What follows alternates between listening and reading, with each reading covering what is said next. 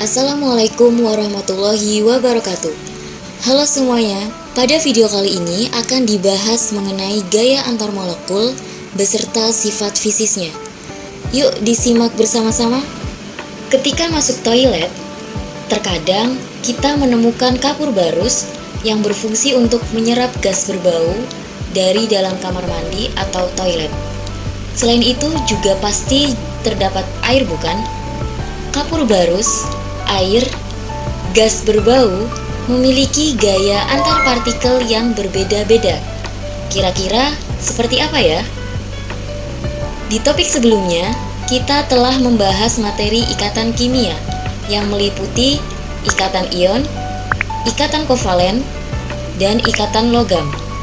Selain itu, juga telah dibahas mengenai kovalen polar dan kovalen nonpolar. Perhatikan kembali mengenai zat-zat berikut. Naftalen atau kapur barus, air, dan gas oksigen merupakan zat-zat yang terbentuk melalui ikatan kovalen yang mengikat unsur-unsur penyusunnya. Secara fisika, ikatan kovalen memiliki gaya intramolekul atau gaya di dalam molekul itu sendiri. Gaya intramolekul dipengaruhi oleh kerapatan partikel dan juga gerak antar partikel penyusunnya. Adanya gerak antar partikel tersebut mengakibatkan variasi gaya antar molekul. Sebelum mengetahui lebih jauh dari gaya antar molekul, kita perlu tahu dulu nih mengenai kerapatan dan gerak antar partikel penyusun zat tersebut terhadap gaya intramolekul. Pada suhu kamar, naftalen atau kapur barus memiliki wujud padat, di mana zat padat memiliki jarak antar partikel yang sangat rapat dengan gerak antar partikelnya yang terbatas. Akibatnya, partikel-partikel penyusun zat padat sulit untuk dipisahkan antara yang satu dengan yang lain. Partikel-partikel tersebut hanya dapat dipisahkan jika pada suhu yang tinggi dan energi yang besar, karena memiliki gaya antar partikelnya yang sangat kuat. Selanjutnya, perhatikan pada senyawa air yang terbentuk dari senyawa kovalen polar. Zat cair ini memiliki gaya antar partikel yang lebih lemah daripada zat padat, sehingga gerak partikelnya lebih bebas dalam kelompoknya. Kemudian, perhatikan pada partikel zat gas, di mana kerapatannya lebih kecil dari zat cair dan zat padat. Partikel-partikel gas bergerak sangat bebas dalam bentuk molekul tunggal. Akibatnya, gas memiliki volume dan bentuk yang tidak tetap atau berubah-ubah. Contohnya pada gas oksigen yang merupakan senyawa kovalen nonpolar.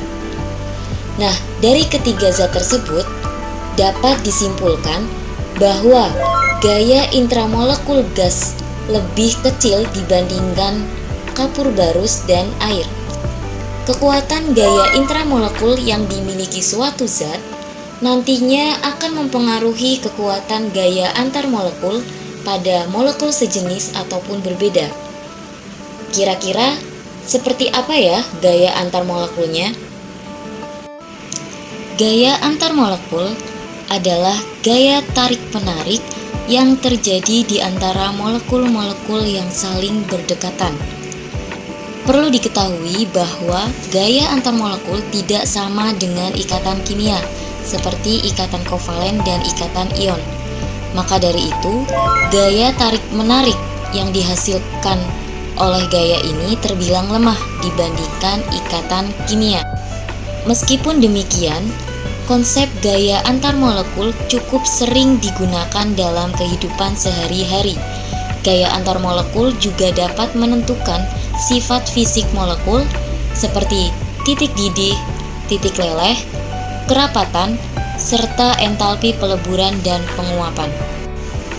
Gaya antar molekul dibagi menjadi dua, yaitu gaya van der Waals dan ikatan hidrogen.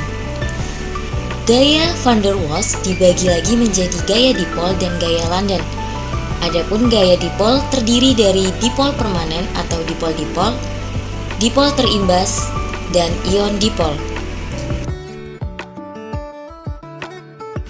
Ikatan hidrogen. Ikatan hidrogen terjadi antara atom hidrogen dari suatu molekul dengan atom yang sangat elektronegatif, meliputi fluorin, oksigen, dan nitrogen pada molekul lain. Seperti pada contoh, atom H dari molekul air yang satu berikatan dengan atom O dari molekul air yang lain. Hal ini akan terbentuk gaya antar molekul berupa ikatan hidrogen, yaitu antara atom H dengan atom yang sangat elektronegatif berupa oksigen. Ikatan hidrogen lebih kuat dibandingkan gaya antar molekul lainnya. Senyawa yang di dalamnya terdapat ikatan hidrogen umumnya memiliki titik didih yang tinggi. Perhatikan grafik titik didih dari senyawa hidrida berikut.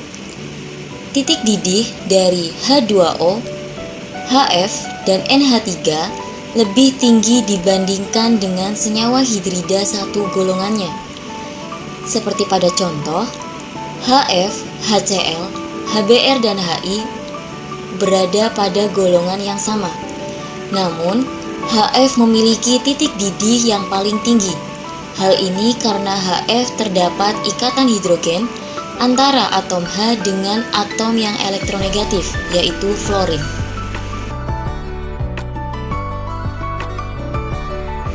Gaya dipol-dipol. Gaya dipol-dipol terjadi antara molekul polar dengan molekul polar. Molekul-molekul polar memiliki kutub parsial negatif dan kutub parsial positif yang kemudian disebut sebagai dipol. Kutub yang berbeda pada dua dipol permanen akan saling tarik-menarik sehingga terjadi gaya antar molekul berupa dipol-dipol atau gaya dipol permanen. Adapun pada kutub yang sama pada dua dipol permanen akan saling tolak-menolak. Pada gaya dipol-dipol, zat yang polar memiliki titik didih lebih tinggi daripada zat nonpolar dengan massa molekul relatifnya atau Mr yang hampir sama. Contohnya pada N-butana dan aseton, di mana kedua senyawa tersebut memiliki massa molekul relatifnya atau Mr-nya sebesar 58, namun memiliki titik didih yang berbeda. N-butana memiliki titik didih minus 0,5 derajat Celcius, sedangkan aseton memiliki titik didih 56,2 derajat Celcius. Aseton memiliki titik didih yang lebih tinggi karena bersifat polar daripada N-butana yang bersifat non-polar. Semakin polar suatu molekul, maka gaya dipol-dipol semakin kuat, sehingga sifat-sifat fisisnya relatif lebih tinggi. Hal ini bisa kalian perhatikan pada tabel berikut antara senyawa SiH4, pH3, H2S secara berturut-turut memiliki momen dipol 0, 0,55, dan 1,1. Dapat diketahui bahwa momen dipol dari H2S lebih tinggi dari kedua senyawa lainnya. Hal ini akan mempengaruhi sifat kepolarannya yang semakin tinggi. Dengan demikian, akan mempengaruhi sifat fisisnya, di mana titik didih dan titik leleh dari H2S lebih tinggi daripada kedua senyawa lainnya, yaitu SiH4 dan pH3. Gaya dipol terimbas. Gaya dipol terimbas terjadi pada molekul kovalen polar dan molekul kovalen nonpolar. Molekul kovalen polar dilambangkan dengan spesi yang memiliki kutub positif dan kutub negatif, sedangkan molekul kovalen nonpolar tidak memiliki kutub positif maupun kutub negatif. Hal ini bisa terjadi tarik-menarik apabila kovalen nonpolar mendekati molekul kovalen polar yang memiliki kutub. Maka kovalen nonpolar akan terimbas sehingga memiliki dipol, yang mana memiliki kutub positif dan kutub negatif. Dengan demikian, gaya dipol terimbas tersebut menyebabkan gaya tarik-menarik antara dipol sesaat dari molekul kovalen nonpolar dengan dipol terimbas. Gaya dipol sesaat atau disebut juga dengan gaya London. Gaya London terjadi pada molekul kovalen nonpolar dengan molekul kovalen nonpolar. Molekul kovalen nonpolar dilambangkan dengan spesi yang tidak memiliki kutub. Lalu, bagaimana molekul-molekul kovalen nonpolar tersebut dapat membentuk gaya antar molekul atau gaya London? Molekul kovalen nonpolar memiliki elektron yang senantiasa terus bergerak di dalamnya. Adanya pergerakan elektron pada suatu atom menyebabkan satu sisi atom memiliki dipol dengan muatan lebih negatif pada satu sisi dibandingkan dengan sisi yang lain, sehingga mengalami dipol sesaat, yang kemudian dipol sesaat tersebut mengimbas molekul di sekitarnya, sehingga antara molekul kovalen nonpolar yang satu dengan molekul kovalen nonpolar yang lain memiliki sifat dipol atau sama-sama memiliki kutub. Dari kutub tersebutlah akan terjadi gaya tarik-menarik yang disebut dengan gaya London atau gaya dipol sesaat. Dikatakan dipol sesaat karena molekul kovalen nonpolar yang tadinya berubah menjadi dipol atau memiliki kutub, nantinya akan berubah kembali menjadi bentuk semula atau tanpa kutub, begitu seterusnya, sehingga hal tersebut dinamakan sebagai dipol sesaat.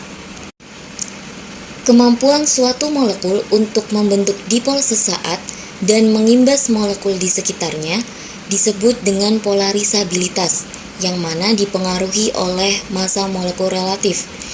Semakin tinggi massa molekul relatifnya, maka polarisabilitas semakin besar, menyebabkan gaya Londonnya semakin kuat, sehingga titik didih dan titik lelehnya semakin tinggi. Hal ini bisa kalian perhatikan dalam tabel berikut, di mana unsur-unsur halogen, yaitu dari fluorin, klorin, bromin, iodin, dan astatin, secara berturut-turut massa atom relatifnya yaitu 19, 35, 79, 127, dan 200, di mana dari unsur fluorin menuju unsur astatin semakin tinggi massa atom relatifnya, mengakibatkan titik didihnya juga semakin tinggi dari fluorin ke astatin.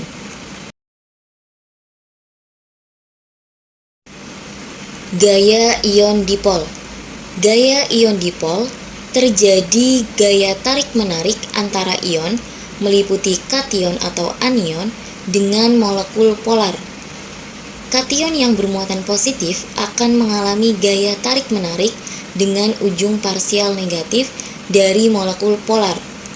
Adapun pada anion yang bermuatan negatif akan mengalami gaya tarik-menarik dengan ujung parsial positif dari molekul polar. Cukup sekian pembahasan gaya antar molekul pada video kali ini. Semoga bermanfaat. Sampai jumpa di lain waktu. Wassalamualaikum warahmatullahi wabarakatuh.